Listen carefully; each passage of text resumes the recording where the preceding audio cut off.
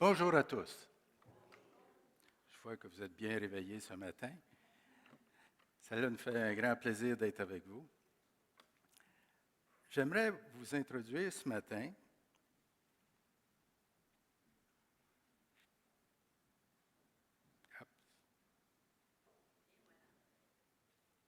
ah,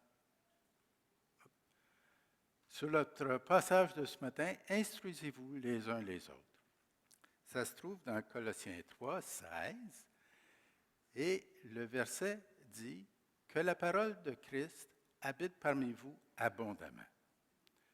Instruisez-vous les uns les autres en toute sagesse, par des psaumes, des hymnes, des cantiques spirituels, chantant à Dieu dans vos cœurs sous l'inspiration de la grâce. Alors, ce matin, la dernière fois que je vous invitais à un festin spirituel, tantôt on parlait du repas du Seigneur, j'aurais pu parler du repas du Seigneur parce qu'il nous amène dans sa parole. Mais c'est autre chose ici, le repas que nous faisons une fois par mois. Ce festin est un outil que j'ai appris à découvrir depuis plusieurs années. Le gros avantage, c'est qu'il est à la portée de tout le monde. Il n'y a pas besoin de concordance, de dictionnaire biblique, de commentaires bibliques, de cartes géographiques élaborées, ni de connaissance des langues originales, c'est-à-dire l'hébreu et le grec. Ce sont les Bibles d'études. Alors, plusieurs d'entre vous connaissez les Bibles. Des fois, ils ont une page blanche, ils ont des fois où ils ont des marges larges, où il y a la colonne de versets au centre. Cette colonne-là, on l'appelle des parallèles, parce que ce sont des passages parallèles à celui qu'on lit présentement. Alors, il nous rapporte à d'autres passages pour nous aider dans notre compréhension. Alors, j'en ai une. Elle est justement ici. Il y a une page blanche entre deux pages. C'est pour prendre des notes. Alors, c'est pour ça qu'on appelle ça une Bible d'études. C'est fait pour écrire dedans, pour colorer, mettre des notes, etc. Alors, c'est un outil de travail. Il y a un certain malaise parmi certains croyants, c'est la peur d'être sous une influence humaine pour interpréter l'Écriture. Probablement une réaction ou version catholique et sur leur interprétation catholique avec l'imprimature du Vatican et du diocèse. Il n'allouait aucune autre façon d'interpréter. Il n'y avait pas de liberté de conscience en lisant l'Écriture.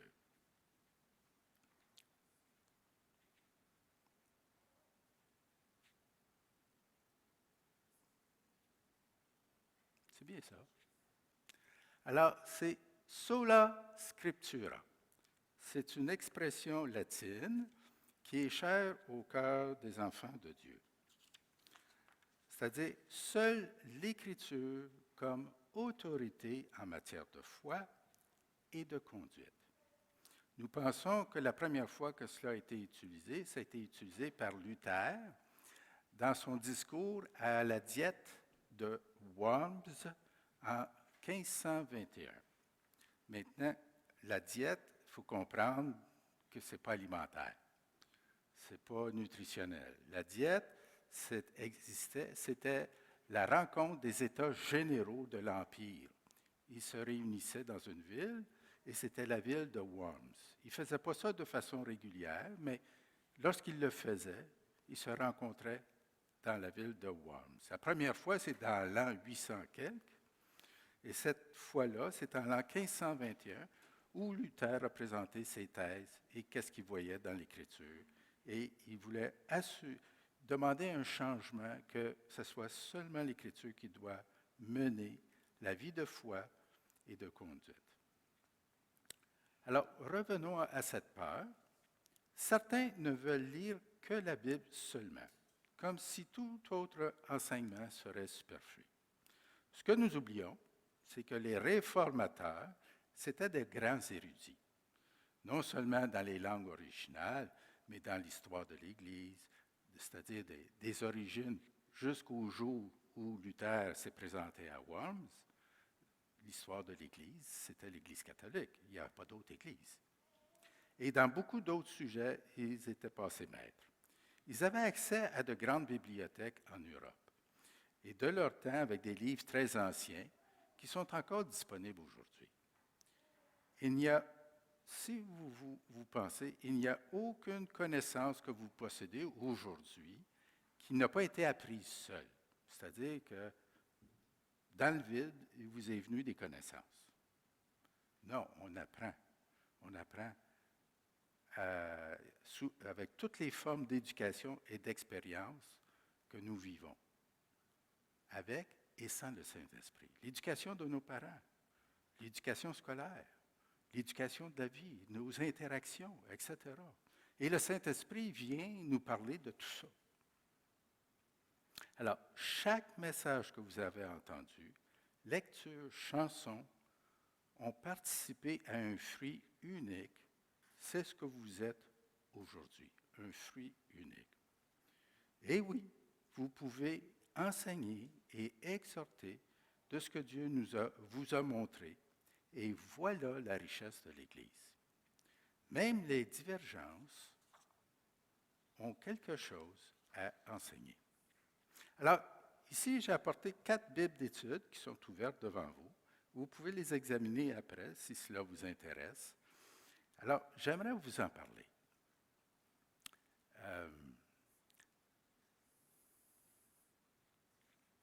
Alors, j'ai choisi quelques-unes des Bibles d'études qui sont appropriées, dans le sens qu'il y a d'autres Bibles sur le marché, il y en a qui sont pentecôtisantes, il y en a qui sont des Bibles d'études juives, ou il y en a d'autres, c'est qui ont d'autres orientations. Alors, on veut une Bible qui enseigne la Bible.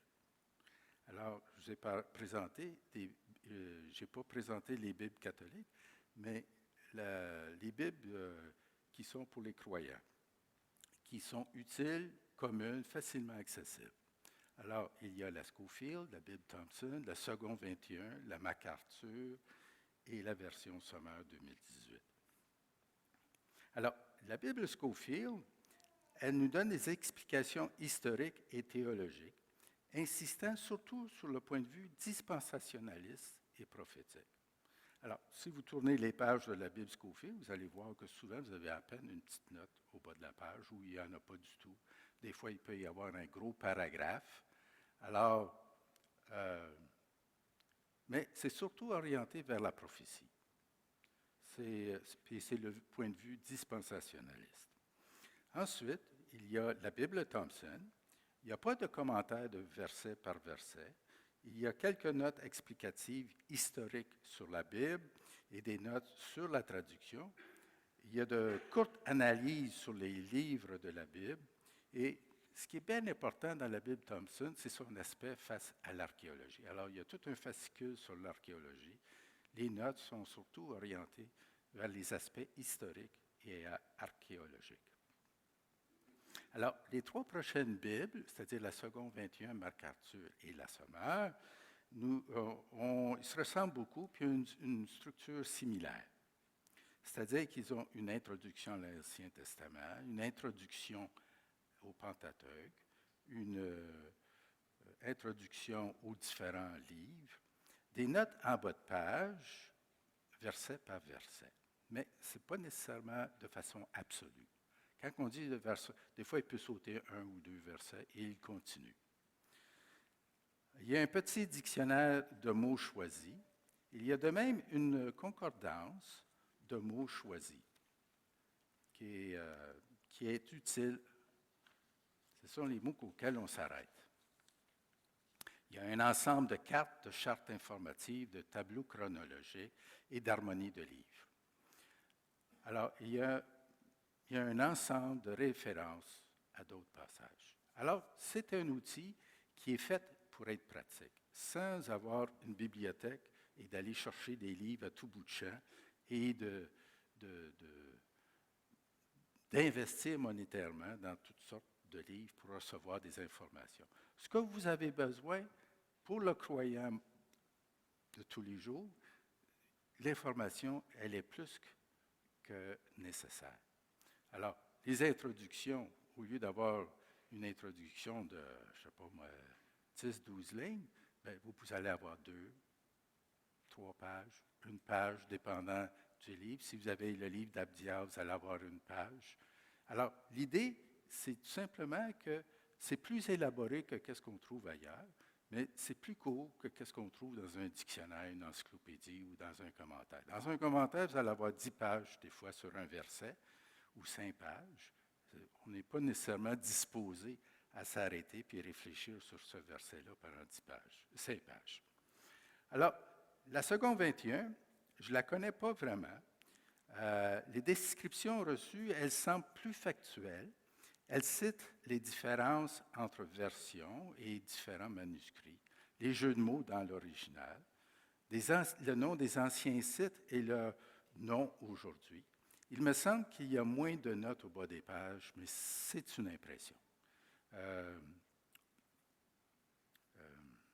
Steve Cloutier, lui, il l'aime beaucoup.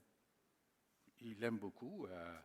Moi, j'ai l'impression que c'est une Bible qui vient peut-être orientée un peu plus vers les pasteurs. Je ne sais pas, là, c'était une impression en regardant les commentaires qui sont écrits.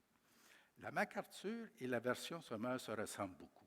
Il n'y a pas de grosse différence entre les deux. Il y a certaines différences, mais je veux dire, la version MacArthur, c'est MacArthur lui-même qui écrit. On ne fait pas appel à d'autres personnes. C'est sa personne qui écrit.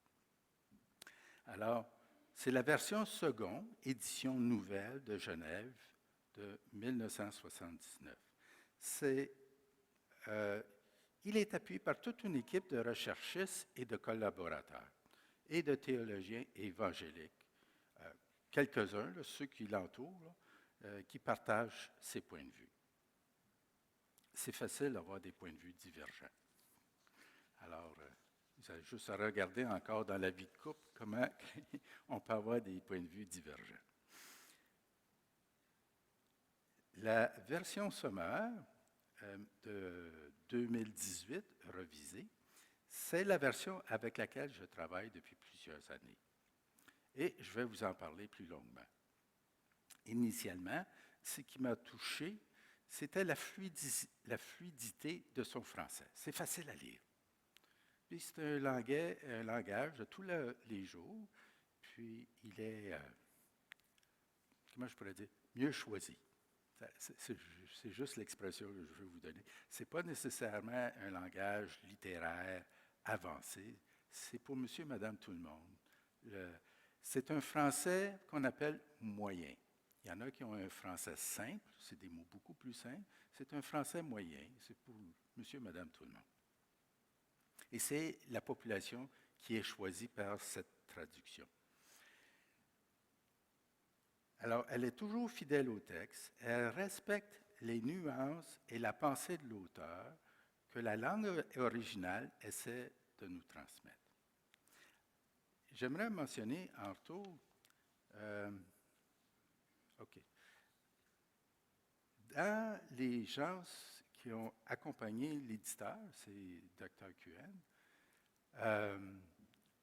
Oui, Dr. QN met son grain de sel à travers la Bible, mais ce n'est pas lui nécessairement qui écrit tous les commentaires qui sont là.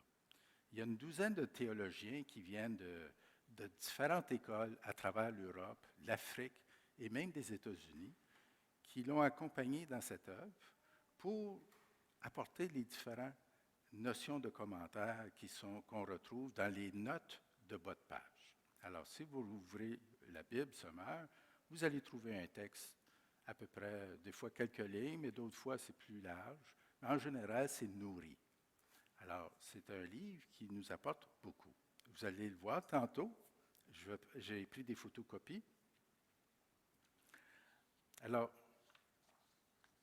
en hébreu, il y a beaucoup de jeux de mots, de jeux phonétiques, d'associations, de métaphores et de variations dans l'interprétation ou la traduction. Alors, pourquoi une traduction est choisie au lieu d'une autre et comment, parfois, un même texte peut amener à des points de vue différents, des interprétations différentes. cela nous est expliqué sans nécessairement aller dans l'hébreu et le grec. Hey, c'est pas besoin d'aller à l'école, hein? Pas besoin de grec et d'hébreu. Alors, il l'explique tout simplement dans la Bible et c'est facile à comprendre. Une Bible d'étude n'est pas faite pour être lue comme un journal, mais plutôt comme un outil de travail minimal, c'est-à-dire que c'est un minimum d'efforts. Ce n'est pas des grands efforts, comme j'ai mentionné, ce n'est pas comme dans un commentaire, c'est différent.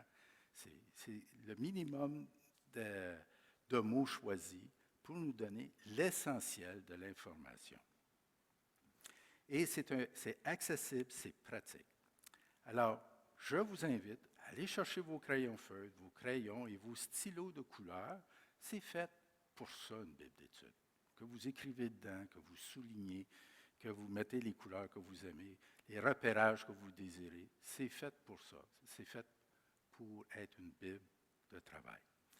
Vous aurez besoin de temps. C'est magnifique. La plupart d'entre vous, vous êtes à la retraite.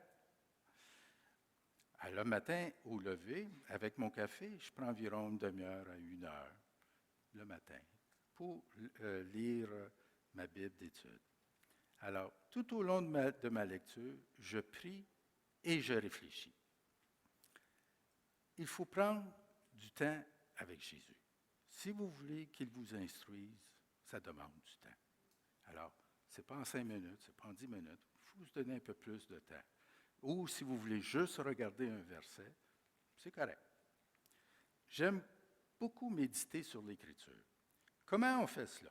Premièrement, on prend un mot ou un passage et on passe du temps avec.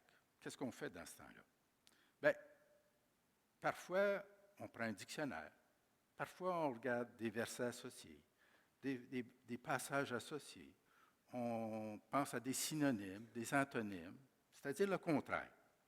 Est-ce qu'il y a un sens symbolique? J'ai réalisé, en faisant cet exercice-là, qu'il y a énormément de métaphores. Et on parle en images très fréquemment dans le quotidien. C'est incroyable comment on parle en images. Alors, la Bible d'études sommaires va vous guider dans ces réflexions. Parce qu'on n'est pas tout seul, hein? Ceux qui nous ont précédés, eux autres aussi, ils ont réfléchi. Eux autres aussi, ils ont pensé. On n'est pas tout seul, là. On a 2000 ans d'histoire en arrière de nous, là. Il y a beaucoup de monde qui ont pensé. Alors, ne vous inquiétez pas, on ne fait pas d'analyse de texte. Ouf!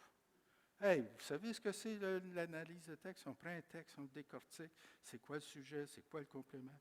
C'est où, de qui qu'on parle, comment, pourquoi, de qui, de quoi, etc. C'est beaucoup de temps. Beaucoup plus que qu'est-ce qu'on veut allouer dans notre lecture biblique. Moi, je n'étais pas particulièrement fort en français. Je passais, mais souvent de justesse ou un peu plus. Ce qui ouvre le texte et fait découvrir le texte, ce sont les références dans les notes. Alors, les notes sont au bas de page. Alors, vous avez les notes de la page et vous avez des notes de sommaire. Alors, les notes sommaires, c'est un petit paragraphe qui ne sort pas gris, mais gris foncé. Et lui, il vous donne un survol de la pensée de l'auteur dans les derniers chapitres. Alors, peut-être qu'il y a 2 chapitres, 3 chapitres. Et il nous donne la pensée de Paul, je donne un exemple, de Pierre, de Jean, sur quelques chapitres. Et il nous donne un suivi pour que ça nous donne un survol. Et il fait ça de façon régulière. Alors, ce sont des micro-études qui vous font découvrir des trésors. Ce n'est pas long, ces études-là. Je me suis discipliné à lire toutes ces références parce qu'il y a un festin très varié qui m'attend. Les références que je connais par cœur, je les regarde aussi. Je prends le temps d'aller fouiller dedans, là, puis aller regarder ce qui est écrit, là, parce que le texte explose en toutes sortes de directions. Ce passage-là, quand je regarde les références, il m'amène à d'autres références, qui m'amènent à d'autres références, d'autres explications. Alors, c'est un menu très varié. Et qui allume notre curiosité. Le texte est minimaliste, chaque mot est bien pesé, comme j'ai dit. Il n'écrit pas pour remplir du texte. Ne soyez pas surpris de relire le texte plusieurs fois, parce qu'il est riche, il est condensé. Parce que c'est difficile à comprendre? Non, mais on veut en saisir bien le sens. Parfois, en relisant le texte, ce sont des couches de compréhension qui pénètrent dans le sol de la connaissance.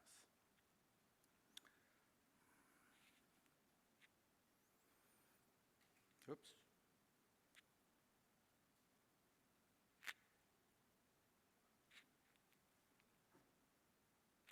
Comment ça? Ah, il est en envers. Bon. Alors, je vous amène dans Proverbe 11 au verset 1. Alors, il est écrit, l'Éternel a horreur des balances fausses, mais il aime les poids exacts. Alors, ça nous donne un minimum d'informations. Mais quand on lit le livre des Proverbes, vous savez que chaque verset est souvent un proverbe juste à lui seul. Puis ici, des fois, il y a un regroupement de versets avec des pensées similaires, comme le roi.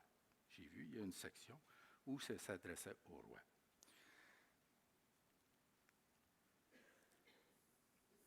Alors, maintenant, nous allons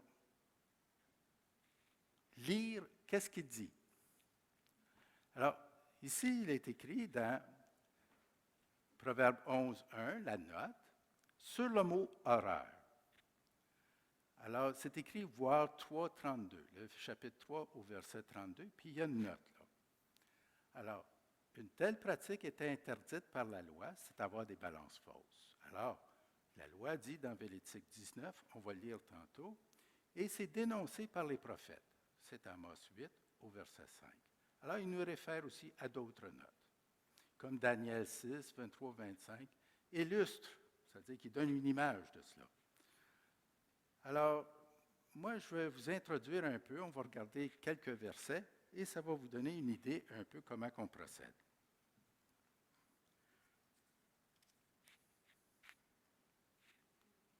Alors, la référence, c'est à Proverbe 3, 32, il est écrit « L'Éternel a en horreur les gens mauvais, mais il réserve son intimité aux hommes droits. »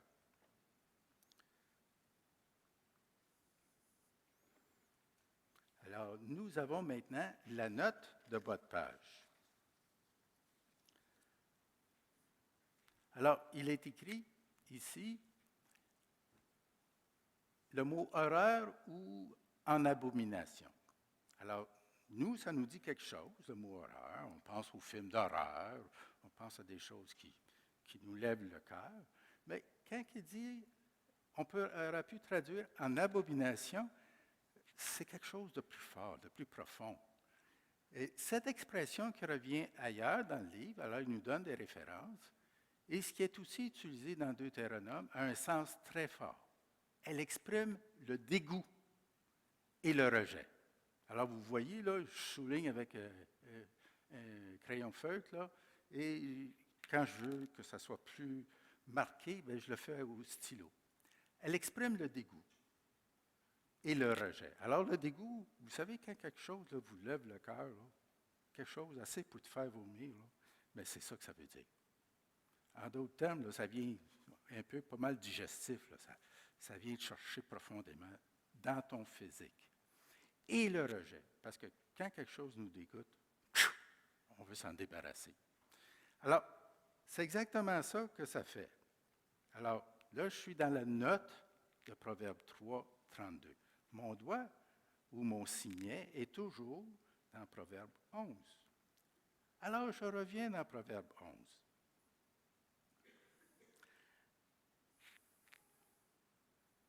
Alors, tantôt, il y avait l'aspect légal, c'est-à-dire qu'est-ce que la loi dit sur Proverbe 11. Alors ici, la loi qui était écrite avant le livre des Proverbes, Elle dit au chapitre 19, versets 35-36, sur la balance, « Vous ne commettrez pas de malhonnêteté en fraudant sur les mesures de longueur, de poids ou de capacité. Vous vous servirez de balance juste, de poids juste, de mesure de capacité juste. Je suis l'Éternel, votre Dieu, qui vous a fait sortir d'Égypte. » Alors, ça, c'est la loi. Maintenant, qu'est-ce qui est arrivé avec les balances fausses? Alors, Amos est un prophète. Ici, il est allé dans les tribus du Nord.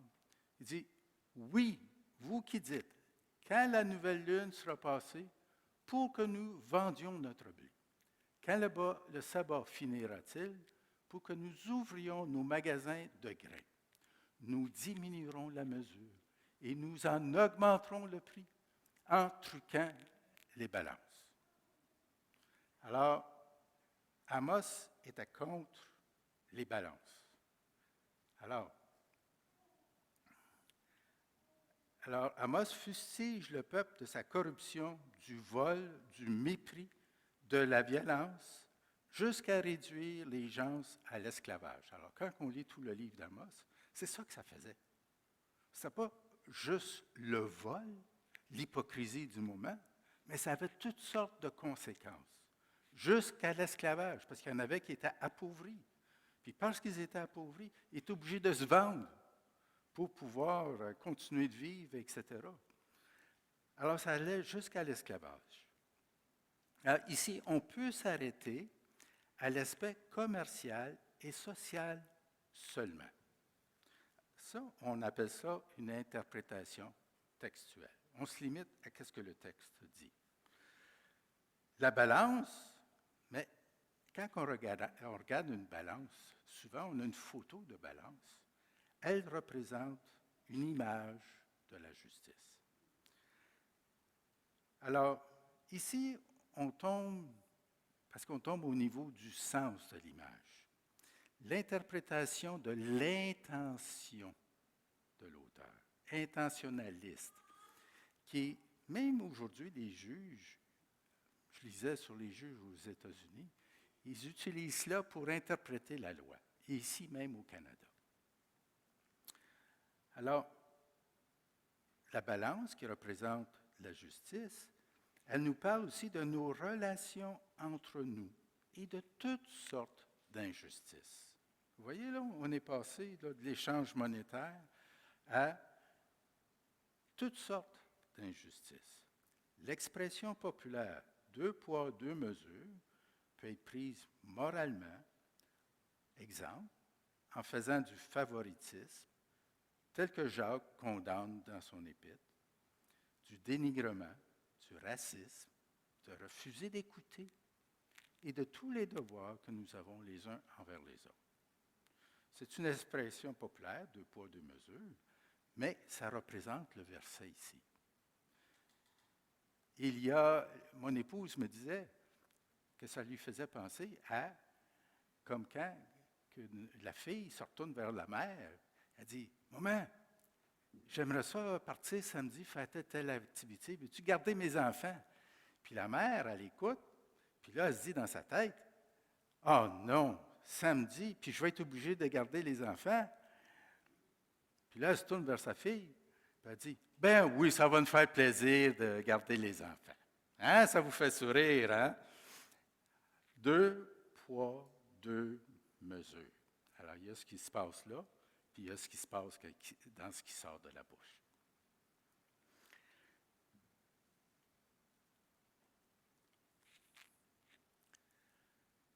Alors, vous voyez comment la réflexion et la méditation peuvent nous conduire. Alors, on a un petit verset de rien dans Proverbe 11.1 qui nous parle d'une balance.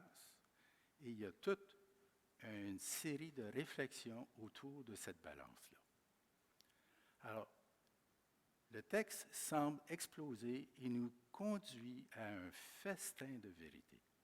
Je vous avais promis un festin, un vrai festin. Alors, moi, souvent, je sors de ma lecture, puis je suis tout excité. Ou au milieu de ma lecture, je me tourne vers mon épouse, puis je lui dis, « Hey, as-tu vu qu'est-ce qui est écrit? On peut le prendre de telle façon, parce que ça m'excite. » Et j'aimerais que cette excitation-là, cette joie-là, soit aussi la vôtre.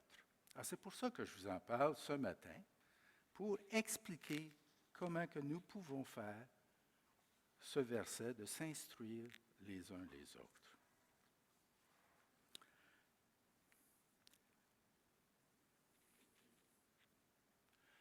Le livre des Proverbes nous instruit souvent avec un côté positif et un côté négatif. Le juste et le méchant, celui qui aime Dieu et celui qui haït Dieu, ou celui encore qui est rebelle. On est prêt à nous identifier avec le sage. Alors, sommes-nous prêts à nous identifier? On est prêt à s'identifier avec le sage, mais non avec le méchant. Pierre a été un traître. Les apôtres ont été orgueilleux. Ils se voyaient mieux qu'autrui. Ils cherchaient à savoir qui est le plus grand, qui était le meilleur. Ils ont démontré un manque d'humilité en voulant faire tomber la foudre sur des personnes. Où Jésus leur a même reproché sévèrement d'un manque de foi, comme lorsqu'il est descendu de la montagne. Oui, plusieurs fois, on peut se reprocher. Sommes-nous prêts à se reprocher? On peut se reprocher d'être sur la voie du méchant ou de la condamnation ou encore celui du reproche. On ne parle pas ici de la perte du salut. On peut mentir, on peut médire, on peut calomnier, on peut désirer la mort de quelqu'un ou sa propre mort, convoiter, avoir des pensées perverses, tout en disant « Ah, mais j'ai rien fait! J'ai rien fait! » C'est difficile à accepter, mais quand il parle du méchant, il parle aussi de nous. C'est difficile à accepter. Mais rappelez-vous que dans la relation du couple, on passe du mode ami à celui d'ennemi en quelques secondes. Alors, on peut être dans ces modes-là du pécheur, dans le livre des Proverbes. Oui, en se sondant et en priant, nous pouvons nous regarder dans ces différents rôles. Cela nous donne une toute autre perspective du livre des Proverbes. Quand j'ai commencé à lire les Proverbes comme ça, ça a renversé toute ma pensée. J'ai réalisé ces dernières semaines qu'il n'est pas toujours évident de faire ce que l'Écriture nous demande. Lorsqu'elle dit « Va voir ton frère », on peut avoir peur et même très peur. Je me rappelle de nombreuses fois où je ne voulais, moi, rien savoir. En tant que médecin, ou personnellement, ou encore comme croyant. Ceux qui me conseillaient m'encourageaient à prendre rendez-vous avec le sujet ou la personne, à le rencontrer et de parler avec. Je peux vous dire que c'était difficile, vraiment difficile.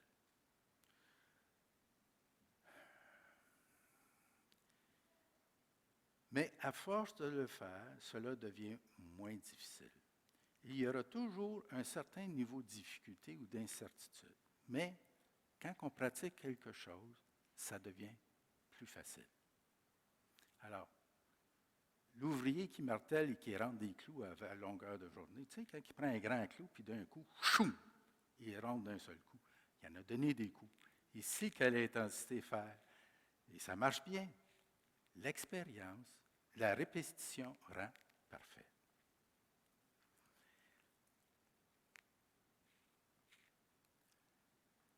Les difficultés à s'instruire les uns les autres.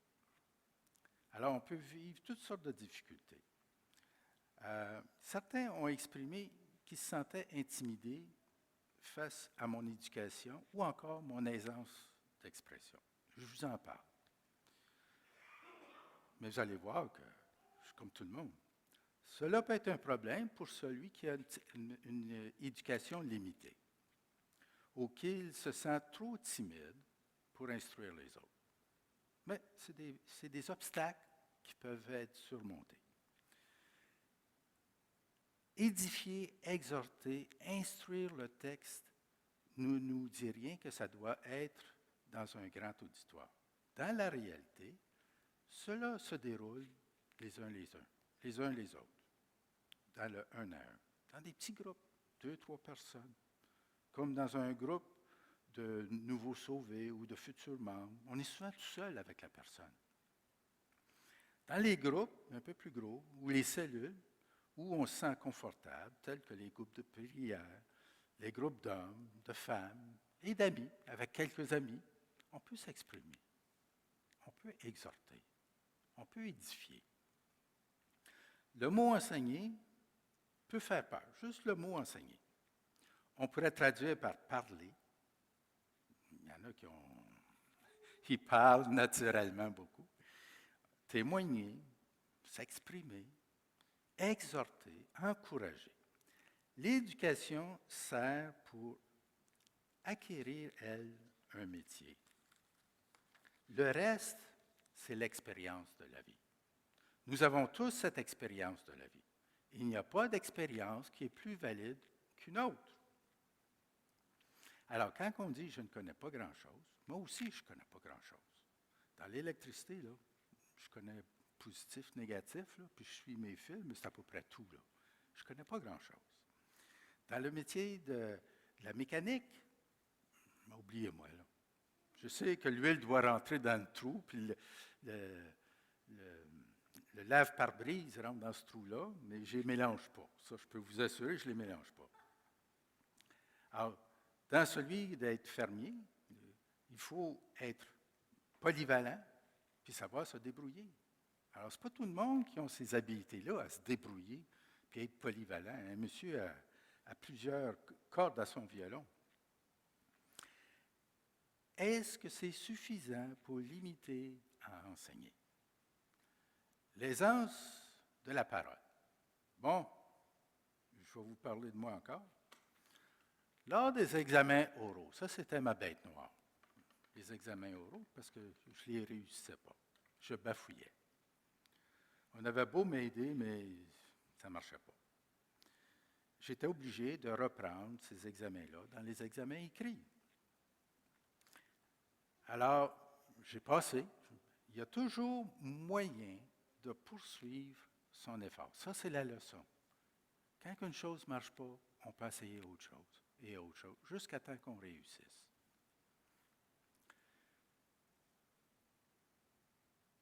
La timidité. Vous connaissez? Savez-vous que je suis facilement timide?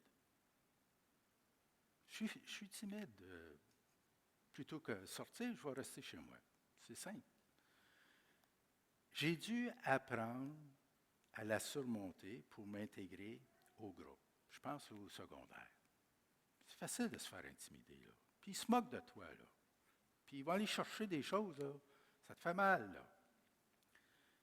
Ce qui m'a permis d'aller plus loin dans ma relation avec autrui, jusqu'à ce temps qu'eux autres m'acceptent. C'était difficile. J'ai dû travailler fort pour réussir, parce que ça ne venait pas facilement. Je n'étais pas un premier de classe. Je me tenais à peu près dans la moitié de la classe, là, bien ordinaire. Mais en travaillant, j'ai su avancer un petit peu plus. Alors, j'ai travaillé fort pour réussir, car cela ne venait pas facilement, tout comme vous, dans les orientations que vous avez choisies. Chacun de nous avons eu besoin de répéter et de répéter jusqu'à ce que ce soit fait avec aisance. Je dis souvent plutôt, la répétition rend parfait. Il en est de même pour ceux qui vous enseignent.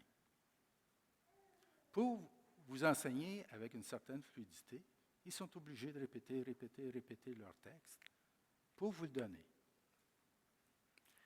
Alors, au secondaire, on avait un premier de classe.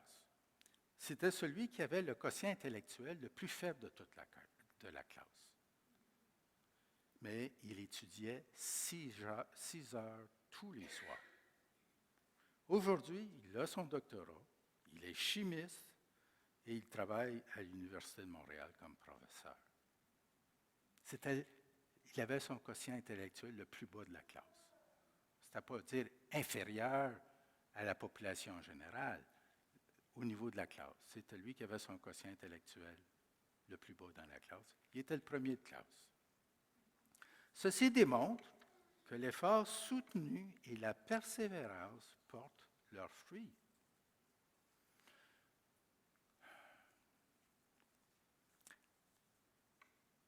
L'Écriture touche tous les aspects de votre vie, autant d'une façon positive que négative. Nous avons tous à partager quelque chose.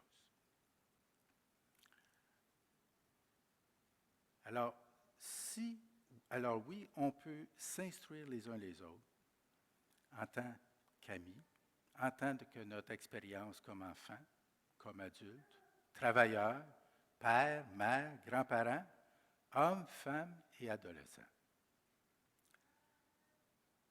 L'ordre de l'apôtre, Paul dit, instruisez-vous et exhortez-vous les uns les autres. S'applique à tous sans distinction à tout le monde. Remarquez que la condition essentielle pour faire cela, c'est ce qui précède.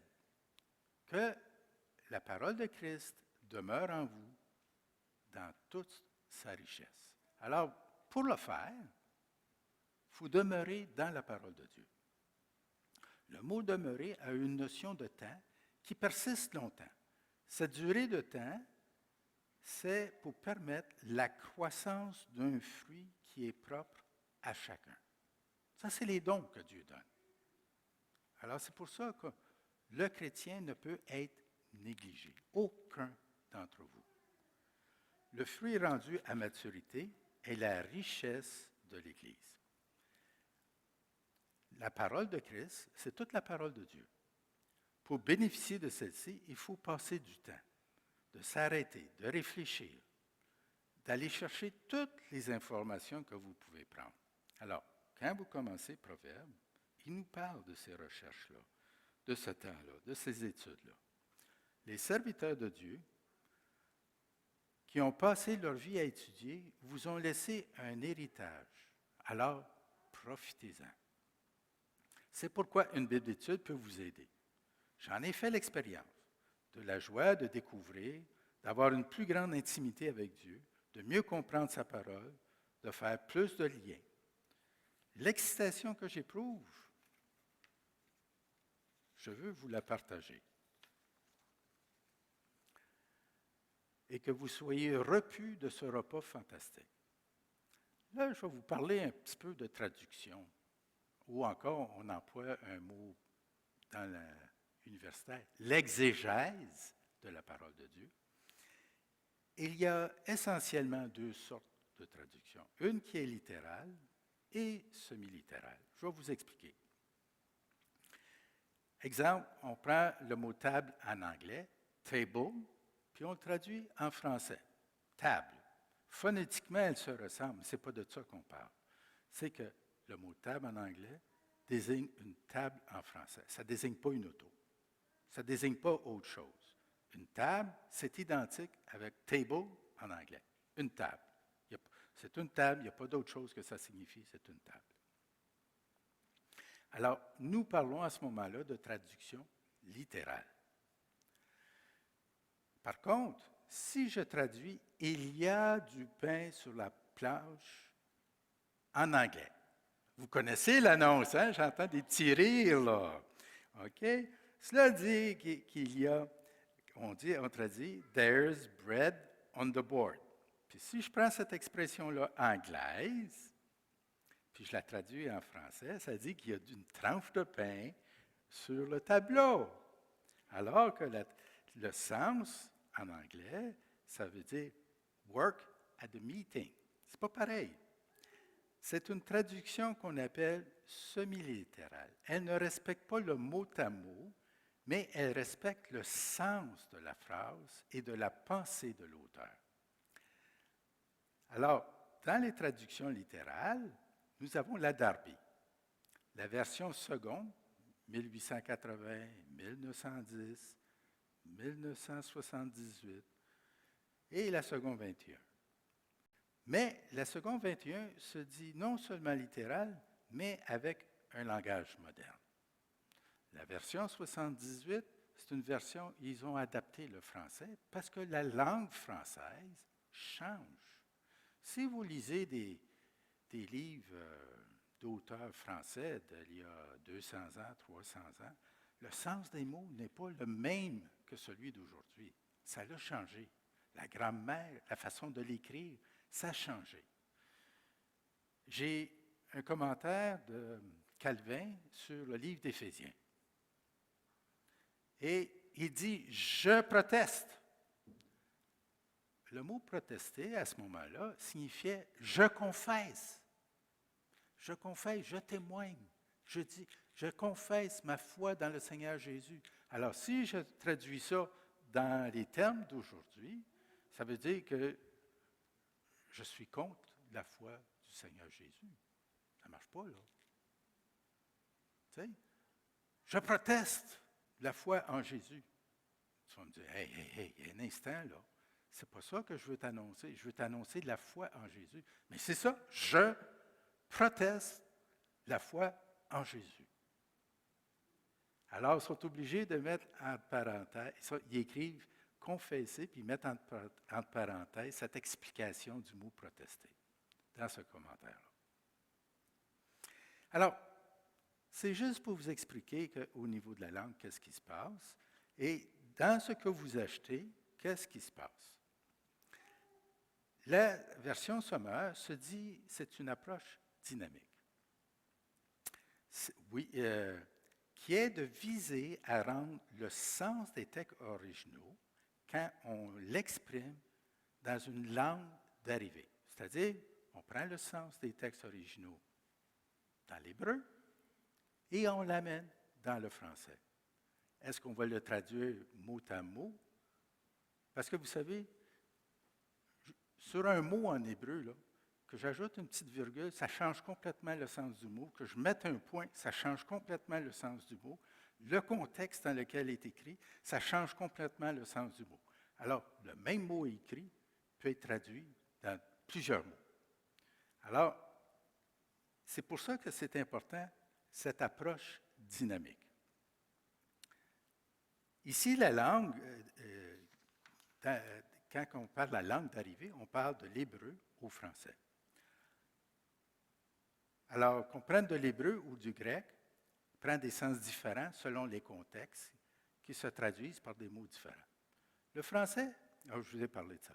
La traduction adopte une forme plus poétique en vers et elle introduit aussi du rythme dans la poésie. Alors, j'ai ici Louange vivante, je vais vous en parler tantôt.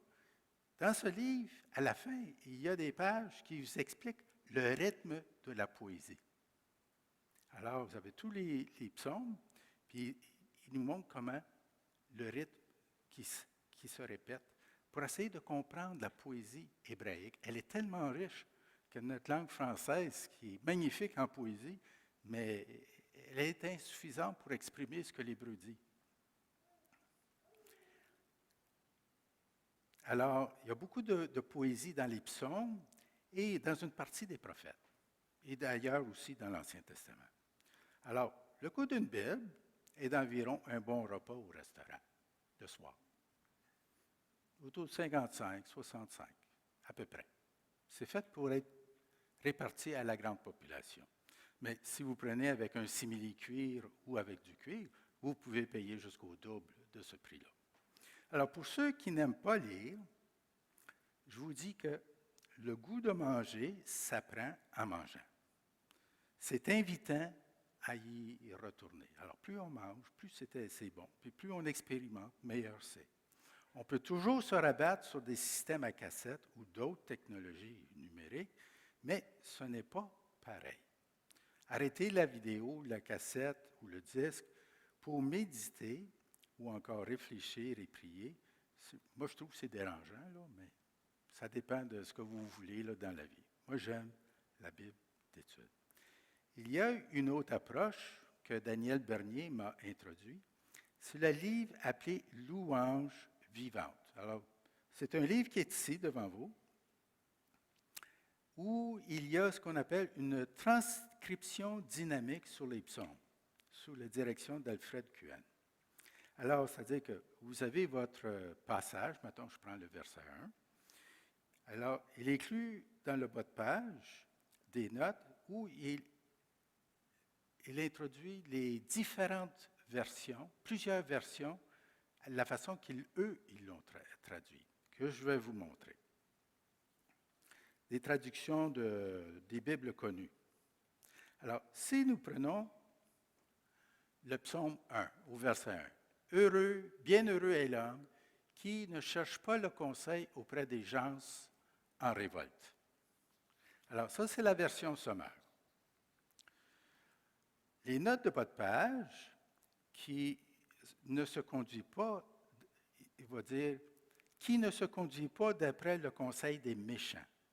La seconde dit des pécheurs. Notre version, n'entre pas dans la pensée des rebelles. Ne va pas à la réunion des infidèles.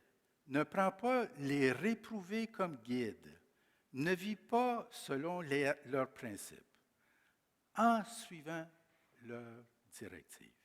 Ce sont tous des synonymes pour nous donner des images différentes. Le fruit de cette approche est de nous rendre sensibles à d'autres façons d'exprimer la parole de Dieu, qui est proche du texte. C'est ça qui est important, ce n'est pas des paraphrases, c'est des traductions. Alors, ils sont proches du texte. Nous sommes plus sensibles à certains mots que d'autres. Ces variations ont pour effet d'ouvrir le sens à nos émotions et d'augmenter notre appréciation et se reflètera dans notre vie de prière et d'adoration. Alors, si vous aimez cela, il y a aussi parole vivante. Alors, pour les psaumes, c'est louange vivante et la parole vivante, c'est pour le Nouveau Testament. Alors, si vous aimez, commencez avec les psaumes, c'est magnifique. Si on prend le temps puis on s'habitue, là, il faut s'habituer, il faut l'adopter, ça ne se prend pas tout seul. Alors, j'aimerais vous inviter à penser pour l'automne. On aimerait introduire l'école du dimanche pour adultes. Alors, j'espère probablement présenter l'enseignement sur les doctrines. Mais l'enseignement sur les doctrines, je n'aimerais pas le faire dans le sens maître-élève, c'est-à-dire que vous écoutez et moi j'enseigne, mais c'est plutôt dans le sens d'un partage. Comme qu'il est écrit, enseignez-vous les uns les autres. Qu'est-ce que ça dit? Pourquoi? Qu'est-ce que ça évoque? Comment on applique ça? Etc. Il y a un partage entre les gens. Puis on approfondit en même temps les doctrines. Alors, je vous invite à l'automne et je remets maintenant la réunion entre les mains de Daniel. Merci.